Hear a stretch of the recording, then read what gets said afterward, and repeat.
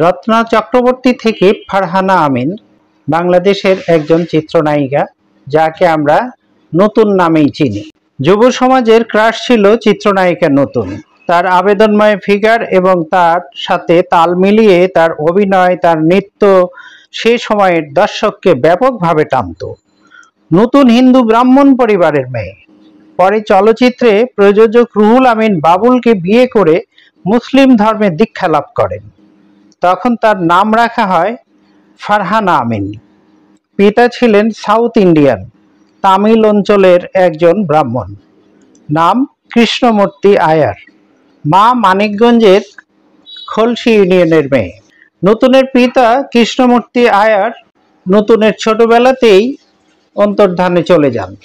নতুনরা 4 বোন, তারা মায়ের কাছেই বেড়ে ওঠেন। তখন তারা ময়মনসিংহ অঞ্চলে বসবাস করতেন। বড় বোন গীতা চক্রবর্তীও একজন অভিনেত্রী, আর বোনের হাত ধরেই নতুন চলচ্চিত্রে পা রাখেন। বাংলাদেশের চিত্রনায়িকা নতুন চলচ্চিত্রে পা রেখেছিলেন 1969 সালে নতুন প্রভাত চলচ্চিত্রের মধ্য দিয়ে।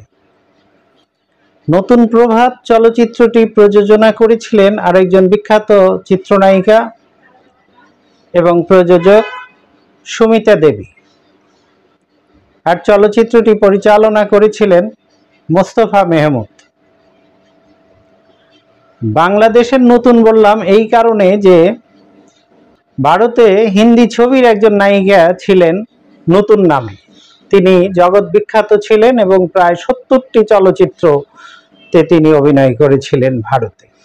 খুব সম্মানিত একজন নায়িকা ছিলেন তিনি। এই জন্যে আমরা আমাদের নতুনকে বাংলাদেশের নতুন বললাম, কারণ নতুনের নাম তো আসলে নতুন নয়, তার ডাক নাম হলো রত্না। আর আগেই তো প্রতিবেদনে দেখলেন যে তার পুরো নাম হলো রত্না চক্রবর্তী। পরবর্তীতে মুসলমান হবার পরে ফারহানা আমিন নাম ধারণ করেছেন, এবং নতুন নামটা ছিল আসলে নতুন প্রভাত।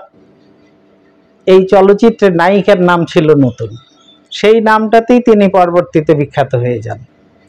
নতুন এরপর অনেক বিখ্যাত বিখ্যাত ছবিতে অভিনয় করেছেন তিনি। ওরা 11 জনের মতো ঐতিহাসিক চলচ্চিত্রে, যেটি মুক্তিযুদ্ধের প্রথম চলচ্চিত্র, সেই চলচ্চিত্রে তিনি নায়িকা চরিত্রে অভিনয় করে অনেক নাম করেছিলেন।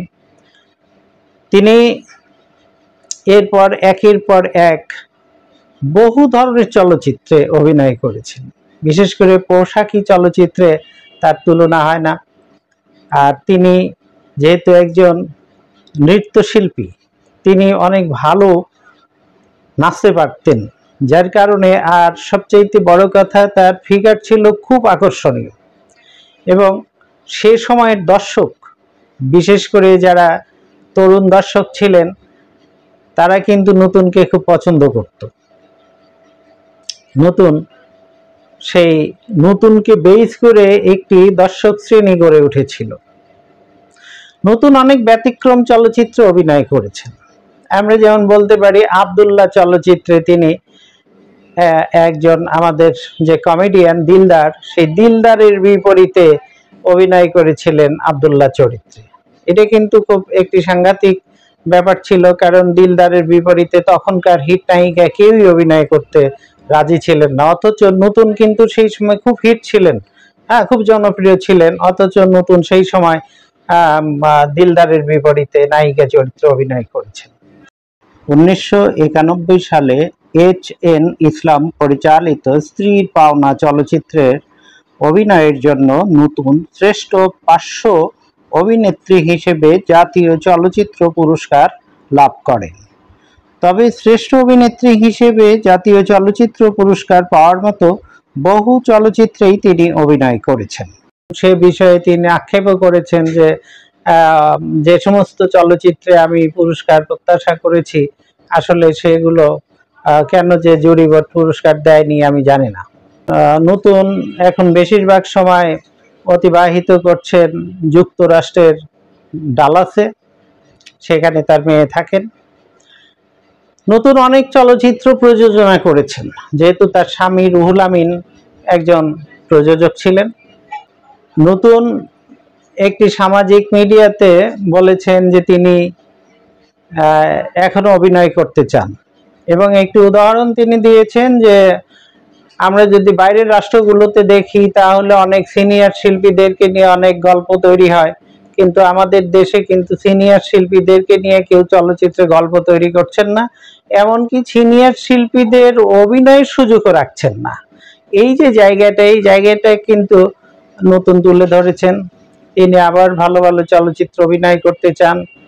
নতুনের জন্ম 1956 সালে উইকিপিডিয়া অনুযায়ী, সে অনুযায়ী তার বয়স এখন প্রায় 69 বছর।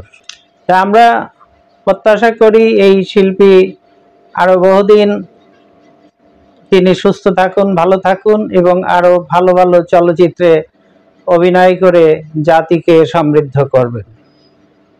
সকলকে শুভেচ্ছা।